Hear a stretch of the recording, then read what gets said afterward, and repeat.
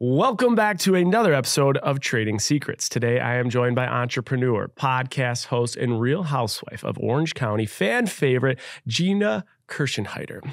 Gina has been a part of Real Housewives of OC cast for the past 5 seasons and quickly acclimated to the California lifestyle after predominantly living her life on the East Coast in New York. We'll talk about that because I'm a coast-to-coast guy too, and that's just a lot of action there.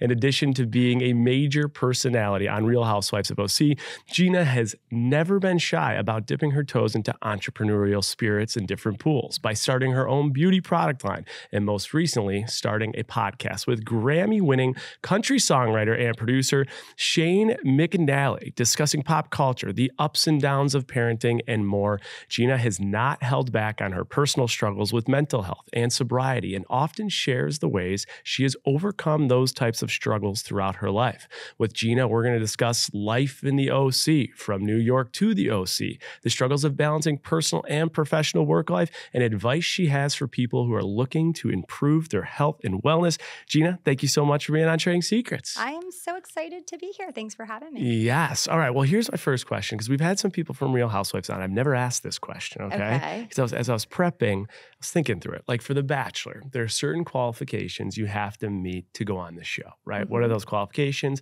They want a certain age bracket. Now they have the Golden Bachelor, so that's a different age bracket. That you obviously have to be single, which some people don't adhere to. And they have this like kind of profile that they're looking for. But for like Real Housewives, how does it work? Like, how do they determine, do you think, the qualification of like, that's it, she should be on the show? You know what? That is a really good question. And the answer is, I have no idea, because honestly, when it comes to me specifically too, I personally think that I sort of break away from the standard mold of what you think of when you think of a housewife. And I think that they honestly are just looking for interesting people more so than, I mean, obviously you would think a qualification would be being married or like coming with it. But when I started the show, my now ex-husband, but my husband at the time, was not able to film because of his job, and they decided to go forward anyway. So I actually never filmed with like a husband or anything. Interesting. And so, yeah, I think that they just look, obviously, especially in Orange County, you know, they're looking for like a lifestyle element. But I really think that for me, it was kind of like a stale time, I feel like, in the show. And when I came in, it was actually the fact that I was different from the mold that made me interesting in the show. Yeah. So we had Carolyn Manzo on. She said something pretty similar to that, where they knocked on her door and she's like, nope, this isn't for me. And they're like, actually, you're perfect. Yeah. Do you remember when they approached you? Was there that like it moment where they were like, oh yeah, that's it? Or that you recall that you're like, oh yeah, I'm going to be on this show? Actually, that's really funny. So they never approached me like in that way. Long story short of how I got on the show was my good friend Tatiana was auditioning for the show. I'd only lived in Orange County for like maybe a year and a half. And I'd never been to California prior to moving there. So I didn't know anything about the entertainment industry, this world, nothing. I grew up on Long Island, so close to the city, but not like where I was with stars or anything like that. Yeah. And so she was auditioning. I was like, what's an audition? You know, I thought it was so exciting. Like I watched the show, you know, so I'm like, this is so fun. And then she got through to the next round. There was an application. If you know anybody who's interested, she put my name and number. They called me and they just kept calling me next round. And that moment that you're referring to, I had it because it was like maybe the second or third round, they had me and my friends Hot come in together. They said they were looking for a dynamic duo. And I remember getting to the LA office, the production office, and they sat us down in this room and they asked Tatiana to go in and meet with the producers first. And they came back, and I remember the casting director, Dawn, came in and she shut the door behind her and she said, okay, now we can really talk. And in my head, I immediately was like, oh, something happened. Yeah, something is happening. And now this is getting real. And she was like, look, this is what it is. Everybody loves you. And everybody, you know, so she was kind of like talking me up and like, she was like, just you're being yourself, you've been yourself, just keep being yourself when you go in there. And I'm like, okay, I never thought I was really going to get on this show. I was doing this for fun. I was like a bored housewife at home. I was like, this is so cool. Who gets to have this experience? I'll put on this sequin dress and go, I'll do my thing. This is so fun. But I never lied about anything. I never pretended to be rich. Like I was very comfortable with who I was. Okay. That is the thing that I think resonated with them. Especially now, I hindsight, it's so clear to me that it was like I was a diamond in the rough, because then season after season after season, they keep casting. But now I'm sure like this is with The Bachelor too. At the beginning, it's like an authentic experience and they're looking for real people to just share their lives. Of course. But now it's a lot of like thirsty people that are just, they'll do anything and they're trying so hard to get on this show. Right. And that does not work. Why? So that's an interesting career dynamic. And I think that it goes for any industry. People hear about an industry that starts to drive a ton of success or clout or money, and people will just do anything to get into it and to jump on it. Yeah. What do you think it is about the Real Housewives or just the current dynamic landscape of like reality TV that everyone's scratching and clawing to get on? Why is it? What's your interpretation? I just think that fame is addicting, and I think the limelight is bright. And I think people are attracted to the limelight, and they do want it. They see that we get on the show and we're popular and successful, and they want it. I think a lot of these women too. Actually, I was very happy with the new New York cast, because they all seem to be like very independent, successful women outside of their husbands. Yes. But I think that a lot of the time when you look at the past and the history of housewives, it is like these women's life is about supporting the person that they married. And I think it's very attractive for them to think, oh, this could be mine. Sure. And I could step outside of maybe my husband's shadow and I could have my own thing. Also, it's just like fun, you know? So I think there's so many reasons why people want to be a part of it. But I just think that you can't fake your way through it. Yeah. And that is very evident by like all the one-hit wonders, I would say. Yes. I have a million questions just based on the conversation we're at now, but the one that just landed with me is when you said, this gives a lot of opportunity for a platform to become that independent person, to build your own brand, to not be living in that shadow. This is a dichotomy between professional life and personal life. Have you seen either from your season, your experience, or other seasons that when that shadow starts to become the equivalent, when you start to build your own thing, or some of your peers and castmates do, that it creates personal issues at home? Oh, I think that for a lot of the women, it probably really does. For me personally, my issues were already existed in my marriage. And so, but I did recognize the fact that I knew like my now ex-husband did not want me to do it because he didn't want all of his stuff coming out. And I knew in my heart that I was like, you know what? I wasn't thinking about the opportunities or anything. It just felt good. It felt good to get noticed again and recognized, honestly. And like, I wasn't willing to walk away from an opportunity because of his mistakes, right? And I think a lot of the women do, maybe it is for them in their head, like, this is my opportunity to do something myself, to step away from that. A lot of, maybe there are problems already in their marriages, or it does create problems for sure. I mean, obviously a lot of these men that these women are married to too are very successful men. There's ego that comes with that, right? And maybe they don't want that or whatever. And I do think it causes problems. I mean, success just causes problems in all aspects of your life. It feels what's so counterproductive about that is it feels like it shouldn't. It feels like it should add. And it feels like if you have a unit where you're growing as one, the more success, the more in the pool, the more growth, the more you guys succeed as a unit. But more often than not, it's not the case. And I feel like we see it in Real Housewives all the time. I think that though, it's just highlighting the fact that that couple or that friendship, they were never a unit. I think that it doesn't break up marriages. It just exposes issues and problems that are already there. Yeah. That's how I feel. And it also gives, maybe these women the opportunity to walk away if they want to, right? A lot of people are, and I don't want to make this about like women, men, or husbands or whatever. It's just the simple fact is, this is an opportunity to not have to maybe stay stuck in something that you otherwise wouldn't have had another way out from. It gives you like independence and freedom, the opportunity to grow, the opportunity to discover yourself. There is a lot that happens throughout the process of the show. You know, the end result is obviously it's a reality show and it's for drama and entertaining, but like I can tell you from my perspective, how many hours I've sat in that interview chair and had to be asked questions and really take the time to think about things that I ordinarily wouldn't even think about. Yeah. Really helped me it was very cathartic. Yes. You release a lot and you really kind of start to discover who you are as a person. Yes. And then you get this confidence about who you are, you know, and I think it's a really good idea too, to just be in it at the beginning. I didn't do anything for years. Yeah. Only now this has been 6 years of my life. Am I finally like, okay, now what's the next step for me? What does this look like? Yeah. I think if you do things too early or you're super calculated, that doesn't work either.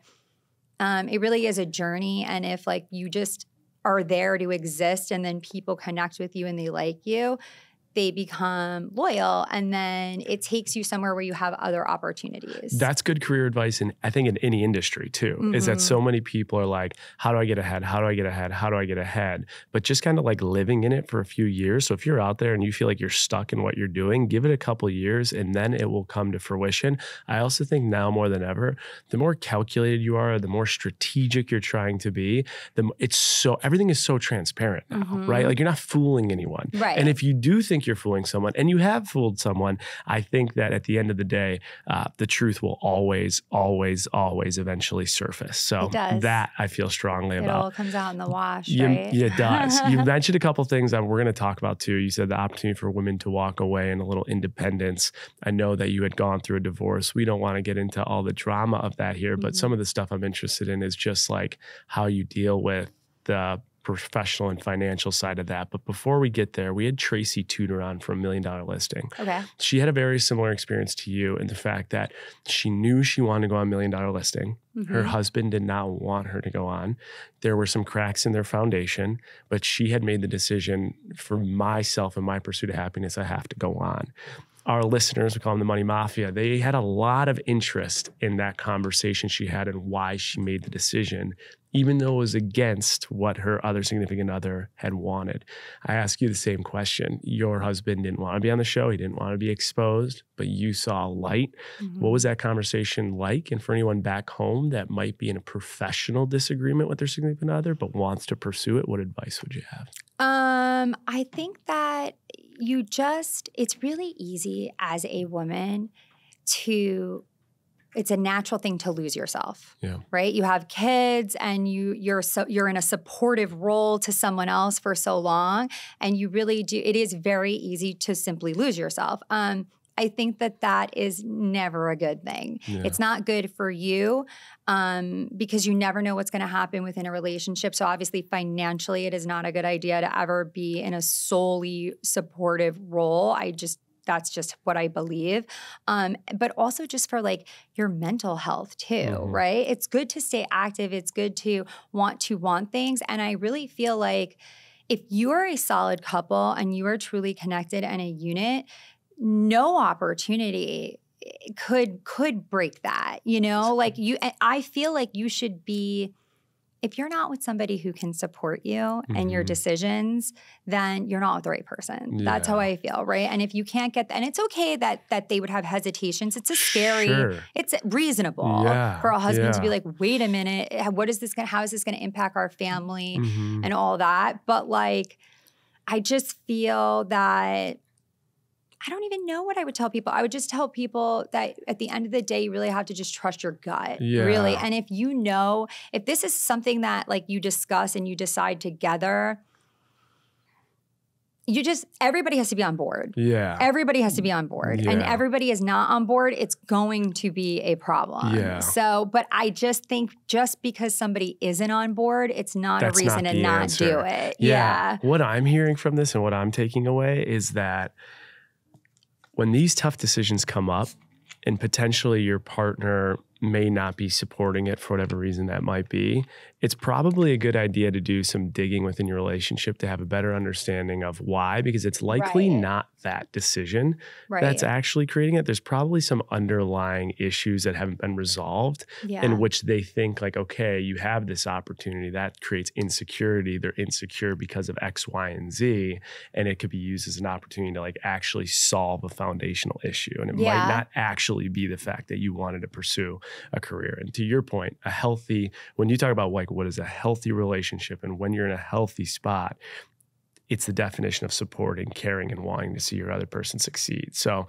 I think what I heard from you is if you don't have that, that's already like, interesting, have a conversation. Right. And to your point, as this goes along and you said you could solve a foundational issue in your relationship, you will solve that issue. And it will either be solved by you guys come together and you find resolve and you move on as a unit and you stay a couple and you lean into this opportunity together and support each other, or you resolve it by figuring out you're not supposed to be together and this isn't what we're supposed to be doing together. And you can't be supportive to me even though I've been supportive to you this whole time. And I think that's just normal. People grow and evolve, right? Yeah. You should never try to, I don't think, stifle each other from growing and evolving. Yeah. Because it shouldn't be threatening. Right, exactly. And I feel like this is threatening to a lot of people, but I get it unless it's like, obviously, like they work for a company that nobody wants to lose their job, right? Of course, And honestly, in my scenario, like my ex-husband did lose his job, but it was because of his personal poor choices, you know? But it did affect all of us. And now I feel even more responsible for like getting myself up and continuing my success because I also have to provide for my family. Right, exactly. That's interesting. Yeah, I'm in my world of work too. I was a banker before I went on the show. Then after the show, had some things. We had the funny story that came out. There was nothing like malicious or bad about it. And I too got put in a position where I had to decide if I was going to quit media stuff or move in a different direction. So it's interesting how that happens. Let me ask you this. Negotiations. Let's go back. You know they want you. They like you. You've been on the season for a while. How and where do you start with what you should be paid to be on a show when you've never been in entertainment? You don't understand this world. Like, did you call someone and say, how much do I get paid? Did you hire an entertainment lawyer? How did you start the negotiation process? Well, okay. So that is so Housewives is pretty standard, right? Because this isn't their first rodeo. Right, so they have that pretty mapped out. So it's kind of like it's almost a good thing though. It's kind of like when you enter into it, the first 3 years is just simply, it is what it is, right? Okay. It's mapped out for you. Paid episodic. Yeah, episodic. It's always episodic, but it's just like you're going to make X amount this year, the second year this much, the third year this much. Okay. After that, you can go in and you have an opportunity to renegotiate, right? Fortunately for me, I feel like that process was pretty easy because I did voice a concern. I think first of all, I would say go to the top. You know, don't waste your time trying to figure out the path to get to the people who are the decision makers. Just go to the decision makers. I mean, look, you are, especially within this world. Like I know like we're talent in some ways, we're like the low man on the totem pole, but in other ways we're the top tier, right? So it's like you have to ask for the things that you want and you have to, there's nothing wrong with asking for what you think you deserve as long as you do it in like a respectful, professional way, right? So I would say that. So I remember having conversations with the owner of my production company at the time after that third year. That is what I felt got me the most traction because it also took out it made it clear, right? This is where we stand. This is what we're going to do. This is what I think. And that actually helped me navigate through because there's a lot of levels because there's like your production company, then there's like Bravo, then there's like NBC. There's like a lot of levels like that. Right. So I worked with my production company to then help me strategically navigate with the higher ups at the network level because that was above my pay grade at the time. You know, I'm like, I don't, want to go in on, I didn't even know who these executives were. So that was like a good route for me. But, this year is going to be interesting for me after we wrap up this season because I am going to have to put my big girl pants on and go back in there and have hard discussions about what this looks like for me next year. And it's also, you know, it's really hard because depending on what season you're on and what's discussed, like for me this year got real personal in a really negative way with people like making up stuff about me and whatnot. And like, I just got such a bad taste. Like it almost felt like going to work was just show up to be like defamed. And I'm just not in for that. And I'm like, and if that's what the job is, then you need to be cutting me a way bigger checks. Gotcha. I was going to ask you, what is the thought process of your renegotiation? Is it because financially you've like done really well at this point in your like time allocation, or are you thinking that the risk that you're starting to put on the table is becoming so big that the reward needs to start matching it? Well, yeah. And also, you know your own worth from an entertainment standpoint, from your likability, from how popular you are as you go on year after year. I mean, I can't walk around without people coming up to me and, you know, so be aware, you know, That's be a good aware point. of that. Like I know there's a significant increase in just your my following, everything. Did you have any followers before going on the show?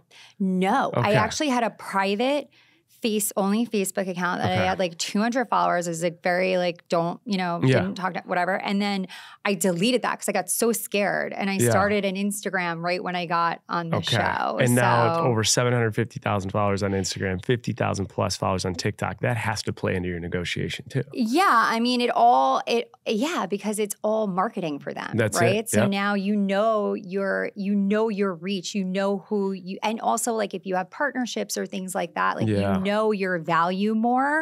And I think all of that, it is a business, right? You really have to be aware of it. Like my Instagram is like fun, but it's a business. It's work. It's my business. 100%. Yes. And that's all part of it. And like you have to take all of these things seriously. That actually even played into part of why, because I'm getting focused, right? Part of why I also stopped drinking, like because I want to get more serious about my career and the moves that I want to make, and that was getting in my way. You also don't want to I cannot be that person, have fans come up to me and I'm like drunk out. Like that to me is not a good look. And I think that really within this world, for me anyway, and what I would give this advice to anyone who wants to become a part of a reality television series, whatever, you know this lesson very well. Reality television, there's an automatic life expectancy on it. You could be on it for 12 years, or 1 year. 100%. The lifers, usually they make sacrifices to be able to be lifers. And the sacrifices are usually like personal integrity, things like that. And then, but at the end of the day, who you are is your brand, especially in the reality world. And if you want to have other professional opportunities outside of reality or after reality, that should be the number one priority. Maintain your integrity, who you are, because brands will look at that, and if you are a hot mess or a sloppy mess, you're not selling their product. And if you're not selling their product and you're not making the money, then you're not getting hired. So now your only opportunity is the show. And I am very, very aware that that is going to end. I've always been aware of that. Every day I'm like, I don't even know how I'm still here, honestly. So when that ends, I'm concerned about what that looks like. Like who am I at the beginning? Who am I at the end? Am I still that same person? That's really important to me. Authenticity is really important to me. I mean, that's everything. We have talked so much about that concept on this show and how to differentiate. Our second episode ever, we had the CEO of the largest social media agency in the world on, and he actually broke down rates based on what your behavior's like and how they will brands will categorize, and they now have software to categorize how you're rated like a movie. So are you an X-rated movie? Are you an R-rated movie? PG-13, PG, and G-rated movie? And he said based on the rating scale, always the rate will be the highest, the lowest you are. So a G-rated influencer will get the highest rates with the best brands. An XR-rated influencer will get the worst rates at the worst brands. And then he brought it all the way to make perfect sense to like a baby. Like babies that are like opening gifts on YouTube, they're getting paid more than anybody. So he goes, I see the deals. And it goes back to your point, integrity, character, and all those things. That aligns with brands' rates, not just in the reality space, marketability, but I think that's in any, no matter what you are doing, how you're doing it, that's part of the equation. Right. Let me ask you this. You can tell me, I'll give you options here. We like to keep people comfortable at trading secrets, okay? I love that. Cold, warm, hot, or no comment. You can give, that's one of the answers. First 3 seasons, you said they give you a per season. I'm going to take a stab in the dark. I'm going to say per episode, $10,000. Oh, you're cold. Beyond cold. Yeah. It's lower. Oh, I'll just be honest. I think my first year, I think the take home, like after the bonuses and everything, it was under $100,000. Okay, got it. And how many episodes is it again per season? Well, it depends because each franchise and each season is different. Yeah. But my first season, I think that with the reunion, there was at least 20. Okay, gotcha. And okay. then, so that breaks down. Right. Too. And then the third year I was on, it was sketchy too because COVID hit, right? So the third year I was on where I was supposed to be making, because it roughly like doubles every year, right? Yeah. So the third year I was like, this is great. I'm going to really make some money. Now you're making a few bucks. COVID. We had 12, we hit the minimum 12 episodes, I think, and like 1 reunion. Okay. So that was like very sad. Yeah. For me, I was like, this is my luck right here. And then the next year it was good. I got a raise and it was good. But like all of this is, I always say I compare us to like professional athletes, right? Totally. So it's like, even though we are paid well, we don't have job security. 100%. It's gone tomorrow. Yeah. One bad comment, one bad and day, and it's gone. 20 years of work is gone. An injury, you're done. Yeah. Right? And they kick you out as soon as you came. Like it doesn't, no matter who you are, whatever. Yeah. You're done. So I just think that for me, it's always about, I mean, look, I'll cash my checks as long as they want to sign them, right? Sure. Yeah. But I'm really focused on a lot of eggs, a lot of baskets, projects I can do outside of the show. Right. And also like the show is hard mentally. Yeah. And so to be able to work on other projects is also, it's healthy for me mentally. So I like to do as many things as possible. It makes like diversifying, finding other income sources, then you can leverage into social media. It's the name of the game. Do you have, someone close and near to the franchise who's been very vocal about this, especially I'm thinking about you as you're going into this renegotiation period where you're like, it's better be a good day or I got to go do something else. Bethany Frankel talking about this the idea of like a union behind reality TV and getting more representation. Do you have a particular stance on that, or do you agree with her? Do you disagree, especially someone that's being like in the heart of the negotiations now? So I understand initially, like I was like, oh, this is great because I think it's good. I think a discussion needs to get started, right? Yeah. And I think that there's a lot of room for improvement, right? And we could use some protection and some rules and some security. Some residuals would be nice. That'd be great. Wouldn't that be great? That would be nice. Yes, a little control. Protection for my children is, that is something that I am very big on. And for me, I'm not sure if Bethany has touched on this or not, but for me, it doesn't make sense. And it seems like a very obvious fix and something that maybe we can start with when children become child actors or whatever. They have to open up a bank account that's protected and the parents cannot spend that money. It's because of all the exploitation of these parents that stole from these child actors and whatever. Right. And everybody came together and decided as a society, as a country, that's not right. Let's get them protection. And they protected them. Reality children have to get a work release so they're working, but they don't get paid and they don't get protected. Interesting. That doesn't make sense to me, And I'm like, why? So when my kids film, I put money away for them because I think that's fair. Yeah. So every time, because to me, I'm like, they don't always want to do that. Yeah. And, but it's part of our mommy's job, and they're supporting me and they're helping, they're working. Like, they do deserve that. And also, like, this stuff that they put on TV, that could stay with them forever too. Sure. Like, I try not to really have them involved that much because I see like some of the other stuff that has happened with the kids, like on Jersey or whatever, and then they get older and then, you know, they have to live with that stuff forever. Right. So I don't know, that part I would be the most focused on. Mm-hmm. The other stuff I would love to see come. But also, I am still, I've always had a good experience with my personal employment and my interaction with my production company, my network. I've only always felt supported, and I can only really speak to my own experience. Got it. I get it that there's probably a lot of people that get taken advantage of in this realm, right? Reality TV. Totally. But it is what it is. It is, you know, and if you have a good level head and you don't allow that to that can happen in any industry you're in, right? Yeah, that's for sure. I'm sure everyone listening right now is probably like, yeah, I've been taken advantage of in my industry. Like that's it. Or even as a consumer, you know, like you go buy something, you know, so. Which that just even happened to me recently. I finally caved and I was like the Instagram ad and I was like, I'm going to try this clothing brand. I just can't, I got to have this skirt because I've just seen it 45,000 times. And they never sent half the stuff I ordered. I can't get them out. You know, so it stuff like that happens to everybody, but that was a good learning lesson for me there, right? So on the consumer side, like I'll never trust that again. But like it is a learning curve. I think, you know, I've been fortunate.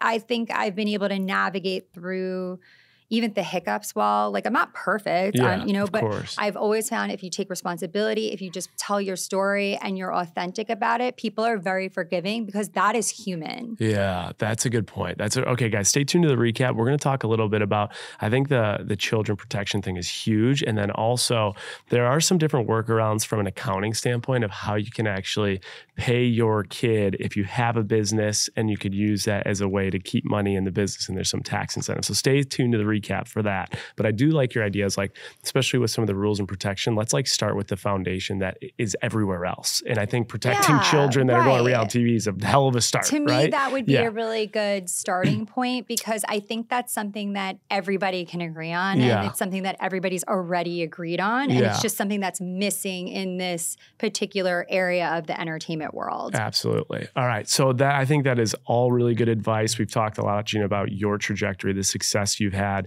the good behind it. All of us in our lives have setbacks. Now I want to talk about a little bit how some of those setbacks have helped you learn to navigate forward and how you got through those like in a rock bottom moment. One thing you talked about was sobriety. And I think that they showed it on the show, the whole situation with the DUI. Let's talk just a little bit about,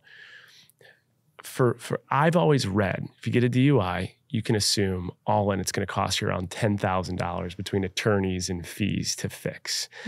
The numbers behind that, is that somewhat accurate? Like you're actually really on the nose there. Is that okay? Yeah, so it's about 10,000, right? So then I think when people are learning lessons, one, you know, if you make that decision, at the minimum, you got 10K. Yeah. What are some other professional setbacks that came with that? And then how'd you overcome those?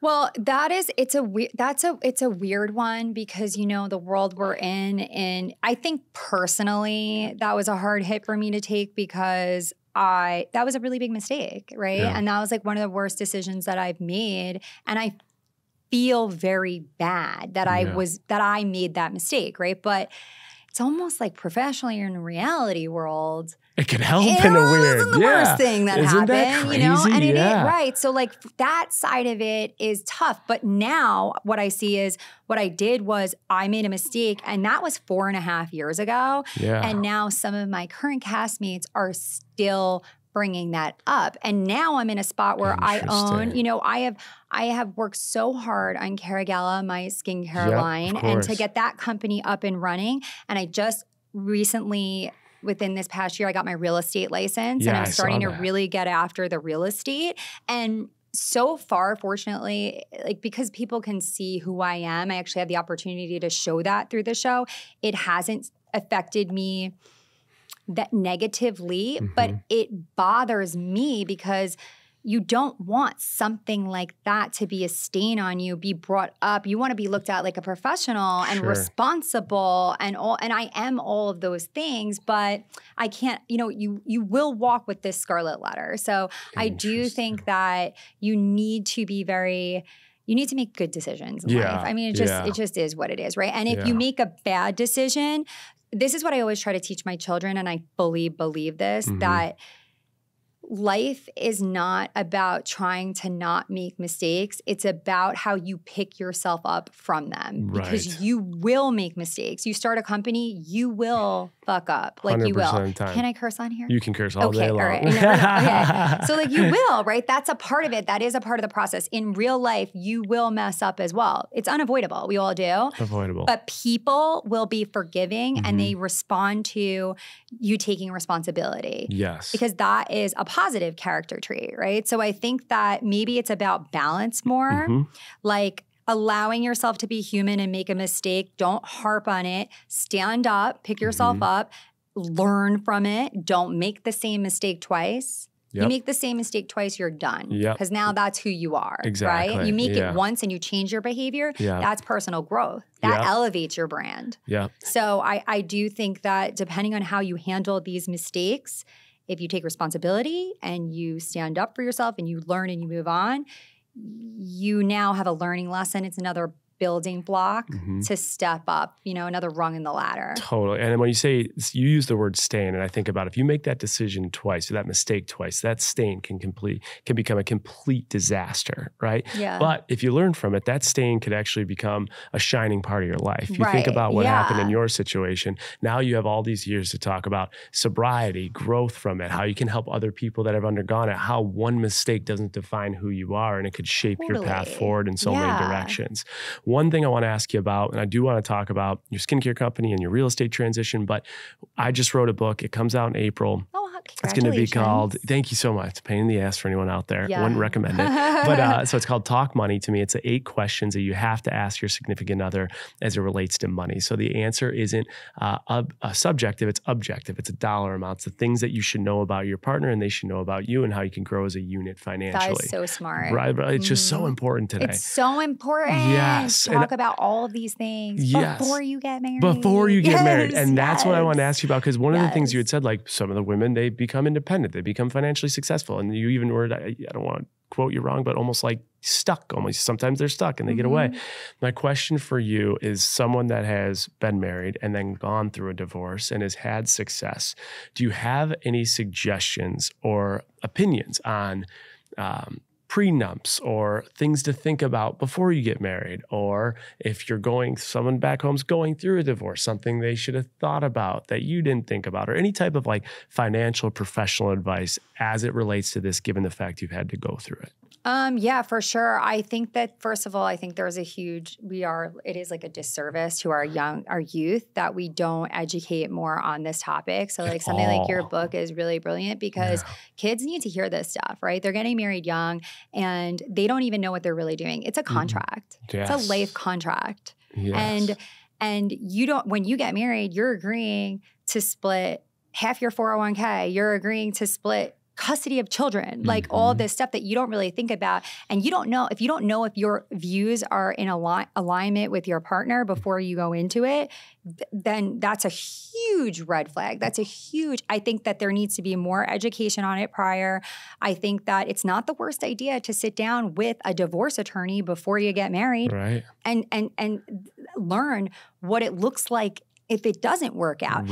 It is more than 50% odds that it's not going to work out. So shouldn't you know what the other side of that looks like, right? I think that is, but also I would encourage women, but not just women, men too. I think it's really important now, hindsight, and I will preach this to my children, to have your own financial independence and security before you are able to share your life with someone else.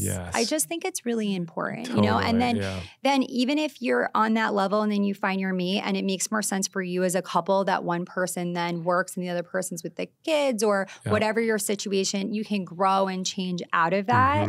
But I think you need to know and understand what it is to be able to financially take care of yourself before you can agree to like commingle and cohabitate and build a life with somebody forever. Right. And I think if you don't do that, the opportunity, I'm sure you see this all the time, for leverage and weaponizing of wealth in a relationship beyond the dollars and cents becomes intense. Hey, I do this, this, and this, so I'm expecting you to do this, this, and this. Like not having a system, if you're dependent on someone for the resource of money, could lead to like a super, super toxic lifestyle. 100%. Super toxic I think lifestyle. the best thing that you can do in a relationship is not have expectations. Okay. Because I like that's already not fair. Yeah. You know what I mean? Like Yeah. it's not, it's this, what does this look like for us? This is just us. This isn't, we have to replicate anybody else's thing. Like Right. who are we together? What are you thinking going into this? What am I thinking going into this? What does this look like after we get married? Because that's really when life begins anyway, right? That's It's like it. after that party or whatever. So yeah, I think it's really important to just be on the same page and be open about all of these things. Yeah. A lot of the stuff we talk about on this show are the things that we should have been taught in school that we weren't taught in school. And we had a big LA divorce attorney come on actually, and she said the one thing no one thinks about is they take so much pride and they're a little naive with the idea of a prenup, but guess what? Everyone has a prenup. She goes, anyone that gets married has a prenup, whether you have one or not. And I was like, what do you mean? She goes, every state has their own laws. Mm-hmm. That state is your prenup. Do you want to negotiate that state law or do you want to keep it what it is? Mm-hmm. And if you want to keep it what it is, that's fine. But at least talk to someone that could say, hey, just so you know, in this state, when you get married, and if you have kids, this happens and this happens. And if you get divorced, we could have tracking on your significant other. There could be tracking on your kids. Forever, you're going to have to be like intertwined. She's just like, know this stuff before you make that decision. Yeah. And I think that's just so, so important. Well, and like, look, if you have a prenup, especially if you get married later and you guys come to the table with what you come to the table with, it's just smart, right? Because it's just like, I mean, you want it to work out, but if it doesn't, everybody knows what the end of a relationship looks like. You're not like it's emotional. Mm-hmm. And money and emotion should always be separate. So if you have that prenup in place, it just makes your breakup and your separation less toxic. Yes. So who wouldn't want that? It's like saying, I love you enough to know right now that I hope we are together forever. Mm-hmm. But if we're not together forever, I love you enough to not make this as toxic and horrible as possible on our way out from each other, right? Exactly. Let's not bring it on to our children. Let's not do any of that. Plus for me now, like honestly where I'm at, I would 100% get a prenup no matter who I was with or whatever, because I have 3 children. Mm-hmm. And for me, what I have worked for and built so far, that is for my kids. Mm-hmm. That's my legacy. Yep. That's what I'm leaving. And I want that to go to my children. Now, you meet someone and then you become on the same page. Whatever you build and grow after that, you can do it together. Sure. But there has to be some separation. There has to be some system. There has to be discussions. Even if you're going into the first relationship, the next relationship, this stuff is tricky. Like me and my boyfriend, we talk about these things. Like, what does that look like for us? And because I want to be clear about where I stand and what I'm thinking this looks like as we live our life together. I don't even care if we get married or not, you know, because at the end of the day, that's just like the paperwork and everything. Sure. But I still want to be clear about our financial situation. Yeah. Do you have like a certain rule that you prescribe to or that you follow or that you've talked to him about? Like, this is okay, we'll have a joint, like for example, my ex-fiance and I, we had a joint account and then we decided how much we'd put in there a month, we'd put in it, and then we used it for like 50-50 stuff. Everything else we did on our own. Yeah. Do you have like a rule that you would suggest to someone or a thought about that as you're navigating this currently? Well, I do think that's a good idea. We do not have a joint account, but we do it so that like I'm the homeowner, like it's my home. Yeah. So then, but then like Travis, my boyfriend, he just contributes like obviously for like all our bills and stuff, but then I pay everything. But I do think that is a really good idea to have like a joint account. Yeah. I think it was The Family Feud, Steve Harvey. I think I saw him say something about that was like really interesting to me, that he was like, you should always have 3 bank accounts. I think he said there was like one that you join and that's like for your bills and everything. And then like you should each have your own like play money. And it kind of takes out that like, you're not always constantly looking at each other spending or being, because it's like that you're allowed to do whatever you want with that money. You and you've worked agreed for it, upon you earned it. You want to go buy the purse, go buy the purse. Right, you want to go blow it on, I don't know, you want to bet on football all day, whatever you want to do, like go do it. And then nobody's like getting at each other. And then you still know that you have the bills paid. I think like obviously one of the smartest things you can do is you always need to be focused on retirement and focus on the college funds for the kids. Yeah, those are two massive ones. If you're not doing that.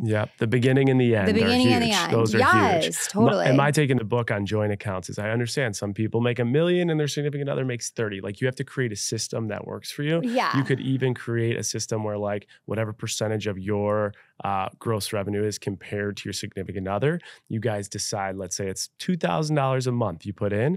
The person who makes, let's say 20% of what the other person makes, the one person puts 20% of the 2,000, the other person puts 80%, and then you just use that to split up finances. So there's a lot of systems out there. I think the overarching theme here, be proactive, don't be reactive. And then I got to transition because one thing you've been proactive about is now real estate. It's the hot place to be. You're from reality TV. Every selling sunset, we've already said, who the millionaire listing, Ryan Serhant, all of them are absolutely crushing it in that space. One thing you had said is that people now want to be on Real Housewives. People now also want to be on the reality real estate shows. Is that kind of part of the reason you're thinking about it, or what made you make this decision? In all honesty, I wanted something. So I have Carragella, right? But so that's a startup. So startups are difficult. It's a grind. All the money that I make, I put right back into my company. I wanted to ask you about that. Have you taken, like, are you profitable with that yet? I don't take anything. No, I put it all back in because I want that to be successful and it takes money to make money, right? So that is what I've chosen to do with that. That is a long-term play and I'm comfortable with that. But then I wanted something additional to be able to make money now.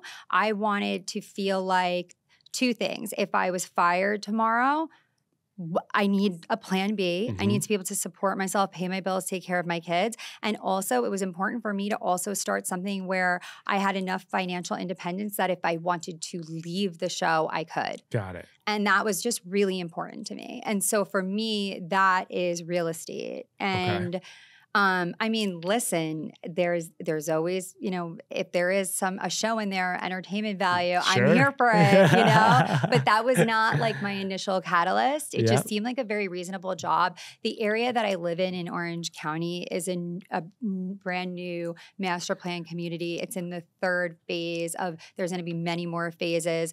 It's so developed. It's so fresh and new. There's so many great families moving to the area, which just it breeds opportunity. Right? I mean, that's the place to be. And I love where I live too. So it makes me happy to be able to like find people who want to live there and then to show them this community. I feel like I'm helping them. I'm like letting them in on this secret. And I'm like, you're going to have the best life. And I feel so good about it when I'm able to really find somebody like a first-time home buyer or a young couple. That is like so incredible to me.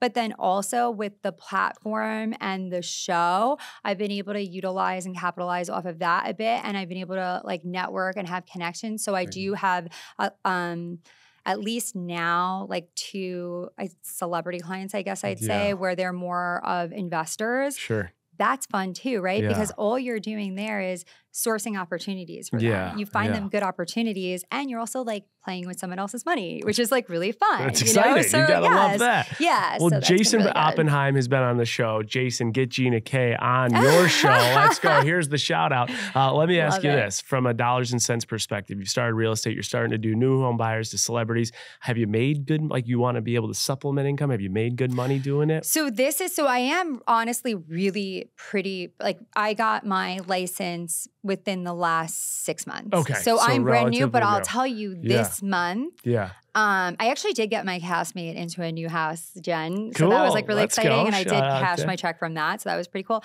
But this month in particular is the first month that I'm actually going to see I actually have houses in escrow and I'm actually moving forward on deals. Okay. So within the next few months, yeah, it's lucrative, right? It's definitely like a very good industry to be in. Plus, just from the standpoint of also my own personal investments, like you get to see deals before everybody else does. And so you get to kind of like see behind the curtain. And then if I buy or sell anything, just simply saving that on that commission is huge. It's 6%, 5% usually? Or it's negotiated 3 to 6? Well, they're like, we're like a 2% situation down there, but 3%. Right.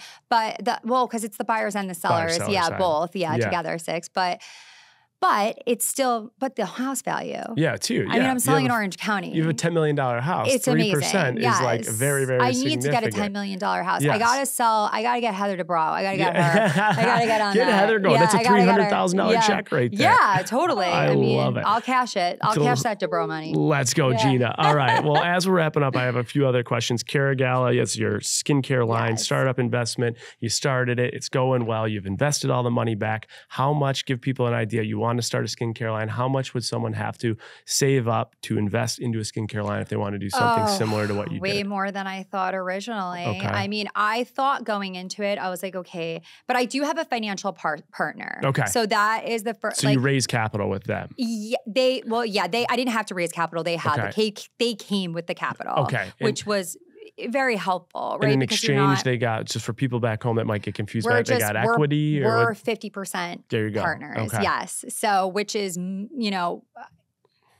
that I think sometimes people get very caught up on that, right? That especially like maybe like reality stars or whatever, they think they're going to get these deals where they're going to be like to have 50% in a company and not come with any money is huge. Yeah. So I'm like very satisfied. I'm like, this is an amazing deal and it's an amazing brand. Now I put my blood, sweat, and tears into it. It is me all in there.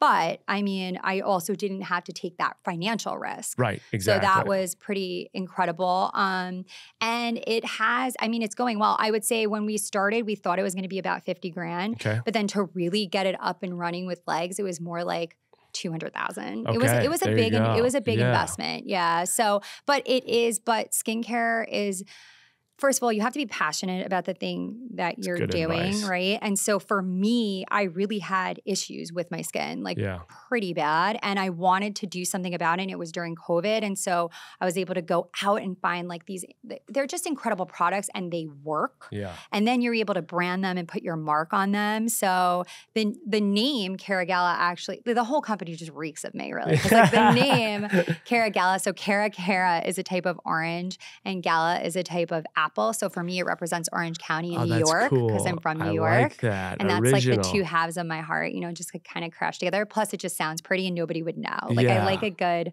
undertone, there where you don't really know. I love it. And then for me personally, one of the things that always bothered me was like, I mean, I don't expect you to be like a skincare guru, but if you want a skincare regimen to work, and they're not cheap skincare regimens, no matter what they are, right? No matter what. You need to use it. Yeah, and so for me, being busy, being a mom, whatever on the go, I would always find that like when I was at the sink, I'd be like, oh, my face wash would be in the shower and I have to like drip it out. Or vice versa, I'd be in the shower and it would be at the sink and I'd have to get out of the shower and bring it in there. It's like so annoying. So it's a mess everywhere, puddles all over. Right. Yeah. So then I just don't do it. So then I'm not using it. So all of our cleansers come with 2, one for the sink and one for the shower. Oh, I like that. And where can people find this? At Caragala.com. We're all e-commerce right now. I actually did just move into some smaller local retail spots. Okay. And actually I'm in Cryo House. Oh, nice. Yeah, there you go. Yeah. I'll talk about that in the recap. Cryo House, more to come on that. Yeah. So we are moving into some smaller retail opportunities, but mostly online. Yeah. I love it. Go find it there. Last question about Caragala is, you said you expected 50,000, you put in 200,000. Have you broke even yet? And if so, how long did it take to break even? I have not broken even yet. See, I love that transparency though. So people know out there, it is hard to start a business. It is so hard. Blood, sweat, tears, investment. It's really hard. So it's just, there's so much more than when people just see one headline, exited a company for $10 million. And that's what I love about this show. It shows exposure. Yeah. And that's why too, like for me, that I'm very aware too, because it's one egg, right? I want Caragala to be successful. I believe in it. And I know that the products are phenomenal and they work. I truly do. But that does not mean that it's going to be successful, Sure, you know? exactly. And it's the marketing. I know now what I have to do for Caragala is focus in on my marketing. Like I know the part that I'm not hitting. Yep. I'm also stretched very thin at the moment, right? But that's why I'm okay with how it is kind of, we're getting good sales, you know, but I could be hitting it a lot harder, and a business is what you put into it. So the next year upcoming, that's going to be part of I'm going to hit that harder, and that's going to be part of my focus because I want to drive it.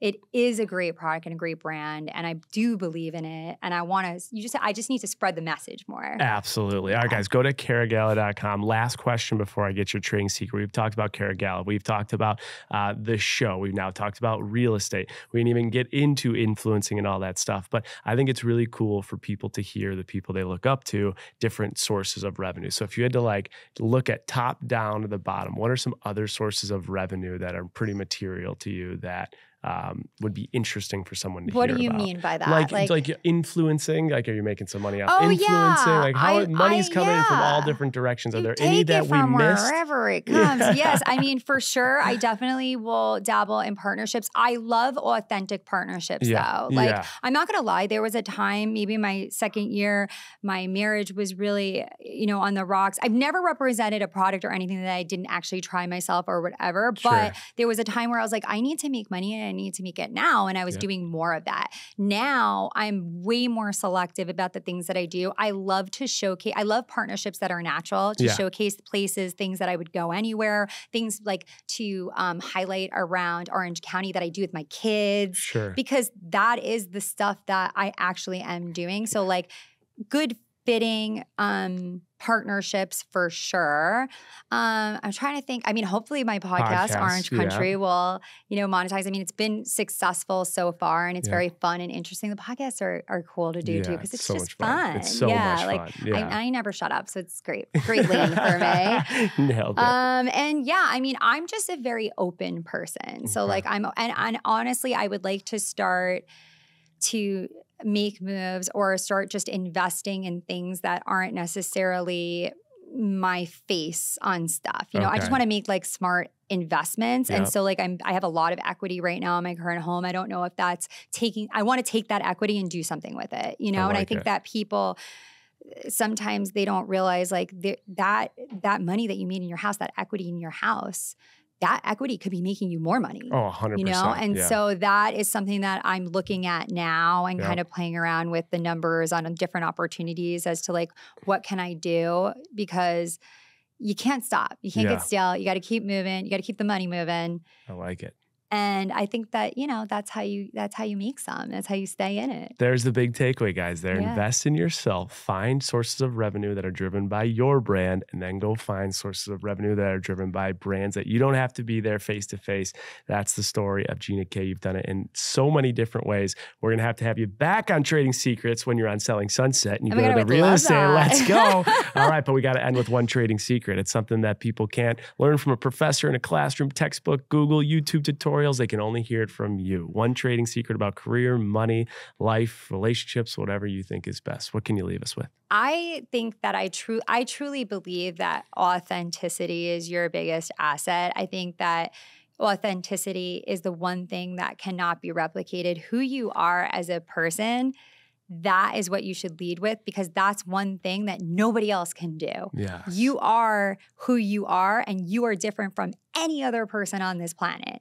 So if you can just showcase that and show people why you're different, I would say try to showcase the good stuff, not the bad stuff, but be honest and open even about the bad stuff, right? And if you walk through this life and at the end of it, you say, you know what, I did it, I lived my life and I did it authentically, that is honestly more valuable than any money you could ever put in the bank. But I also believe it'll help you put money in the bank. Ooh, I love that. That's a hell of a trading secret. I'm listening. I look at everyone that's in this room. We all have our own story. How do I differentiate from all the talented people who are here? My story is my story. It's different. Highlight it, tell your story, and inevitably it might put money in the bank. Gina, where can everyone find more of you, your products, everything going on? If they want more Gina K, where can they get it? Oh, yeah. I wish it was Gina K. I tried to do a rebrand, just Gina K, but all of my social handles are at Gina Kirschenheiter. Yeah. Try saying that 5 times fast. I had to practice it yeah. Hopefully they flash it up on the screen. We'll put it up there. Let's go. Yes. Follow at. And I'm on Insta, TikTok, Twitter, all that, although I try to stay off Twitter because it's a toilet. I'm here for that. Team Threads Yeah. and Cara Gala. Don't forget about that. Gina, thank you so much for being on this episode of Trading Secrets. It was great to hear from you and learn all about your little secrets you got going on. Thank you so much. This was so fun. Awesome.